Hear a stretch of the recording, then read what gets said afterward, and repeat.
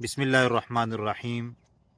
یہ شخص جو ہے وہ سیلاب کے متعلق بات کر رہے ہیں، ان کی باتیں سنتے ہیں اور اس پر مجھے ایک حدیث یاد آئی، تو آئیے سنے پہلے۔ یہ واقعہ جو ہے اس کو میں نے تلاش کیا تو ایک ویڈیو مجھے ملی فیس بک سے، تو وہ آپ سنیں ذرا، وہی بندہ جو کہہ رہے ہیں اپنے خاندان کے متعلق، تو آپ یہ سنیں ذرا۔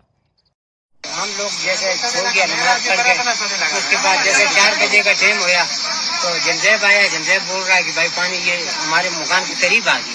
جیسے ہم اٹھے اندر سے نکلے، بچے نکالے، سب ہاتھ میں کیا جیسے اگر ہمارے بنگلے کے سامنے مکان ہے، اس مکان پہ جیسے ہم نکلے تو ایک دم اس طرف سے پانی آ گیا تھا۔ پانی جیسے آیا ہے بھائی، میرے گھر والی میرے ہاتھ ایسے میرے ہاتھ سے پکڑی ہوئی تھی اور پیچھے سب بچے تھے، اور میں بھی ساتھ میں گیا، میرے رستے سے نکل گیا، باقی سب چلے گئے۔ یہ مسئلہ ہو گیا۔ آپ کے خاندان میں کتنے آدمی؟ ہمارے 6، ایک میری گھر والی اور 5 میرے ذاتی بچے۔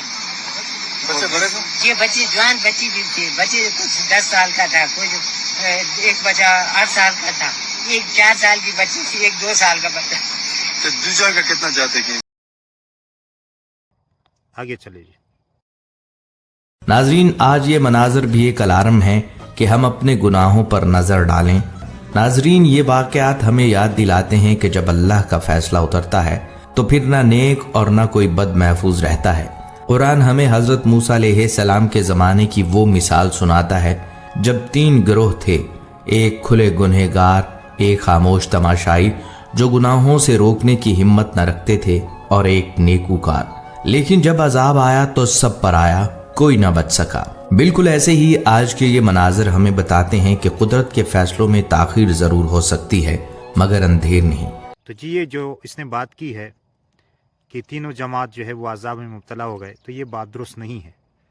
وہ 3 جماعتیں تھیں اور ان میں سے 2 کے اوپر عذاب آیا جو ہفتے والے دن شکار کرتے تھے، جبکہ منع کیا گیا تھا، اور ایک جماعت جو ہے ان کو منع کر رہی تھی کہ یہ کام نہ کرے، اللہ کا عذاب آ جائے گا۔ اور ایک جماعت جو تھی، وہ جو منع کرنے والی جماعت تھی، ان کو کہتے تھے کہ آپ ان کو کیوں منع کر رہے، بس یہ ہلاک ہو جائیں گے، اللہ کا عذاب آ جائے گا۔ لیکن وہ جو منع کرنے والے تھے، انہوں نے پھر جو ہے وہ جگہ تبدیل کی، وہاں سے چلے گئے، اور پیچھے جو ہے ان 2 جماعتوں کے اوپر اللہ کا عذاب آیا۔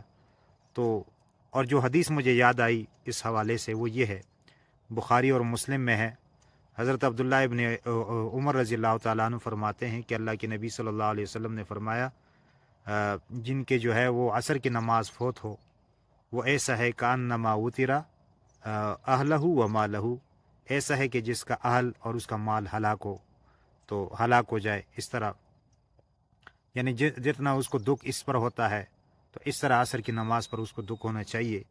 تو ہم سب کو چاہیے کہ ہم نماز کی پابندی کریں، اور ان جو متاثرین لوگ ہیں، اللہ تعالیٰ ان کی مدد فرمائیں، ان کے لیے دعا ضرور کرے، اللہ تعالیٰ ان کی مشکلات کو آسان فرما دے۔ جو دنیا سے چلے گئے، اللہ تعالیٰ ان کی مغفرت فرمائے، اور جو زخمی ہے، اللہ تعالیٰ ان کو صحت عطا فرمائے، اور اللہ تعالیٰ ہم سب کی حفاظت فرمائے۔ آمین ثم آمین یا رب العالمین۔